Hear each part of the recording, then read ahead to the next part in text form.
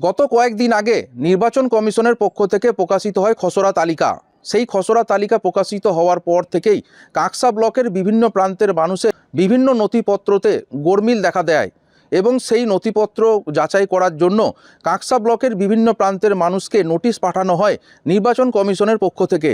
সেই নোটিশ অনুযায়ী শনিবার সকাল থেকেই কাঁকসা ব্লকের বিভিন্ন প্রান্তের মানুষ এসে ভিড় করেছেন কাঁকসার বিডিও অফিস চত্বরে এবং সকাল থেকেই তারা তাদের নথিপত্র জমা দিচ্ছেন।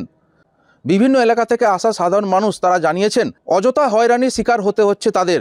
ছোটোখাটো ভুলভ্রান্তি সংশোধন করার জন্যই তাদের আসতে হচ্ছে বিডিও অফিসে এবং সকাল থেকে তারা এসে লাইন দিলেও দীর্ঘ সময় ধরে তারা লাইনে দাঁড়িয়ে থাকছেন। আমার বলছে ইস্যু আছে, রিলেটিভ যে ছিল তার সাথে আমার ম্যাচ হচ্ছে না, তো সেজন্য আমাকে আজকে ডাকা হয়েছে এখানে। আমি কলকাতা থেকে কাজ করি, তো কাজ থেকে আমি এখানে এসেছি। এটা কোনো বড় ইস্যু কিছু দেখতে পাচ্ছেন না, ইস্যু না, কিন্তু হ্যারাসমেন্টের ইস্যু আমাদের কাছে এখন এরকম তো অনেককেই দেখছি এখন এখানে। পাশাপাশি তারা অভিযোগ করেছেন যারা বৃদ্ধ মানুষ রয়েছেন তাদের জন্য প্রশাসনের পক্ষ থেকে কোনো রকম আলাদা কোনো ব্যবস্থা করা হয়নি, যার জন্য তাদেরও সকাল থেকে লাইনে দাঁড়িয়ে তাদের হয়রানির শিকার হতে হচ্ছে। কাঁকসা ব্লকের তৃণমূলের ব্লক সভাপতি তথা কাঁকসা পঞ্চায়েত সমিতির কর্মাধ্যক্ষ নবকুমার সামন্ত জানিয়েছেন শনিবার প্রায় 400 থেকে 500 মানুষকে ডাকা হয়েছে এবং তারা তাদের নথিপত্র নিয়ে সকাল থেকেই লাইন দিয়েছেন।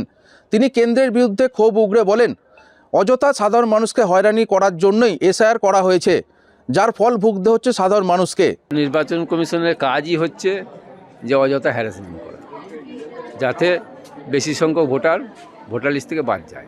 হ্যারাসমেন্ট হচ্ছে মানুষ, তো আমরা তো মানুষের সেবার জন্যই আছি, তা আমরা তাদেরকে বোঝাচ্ছি যে কি করবে।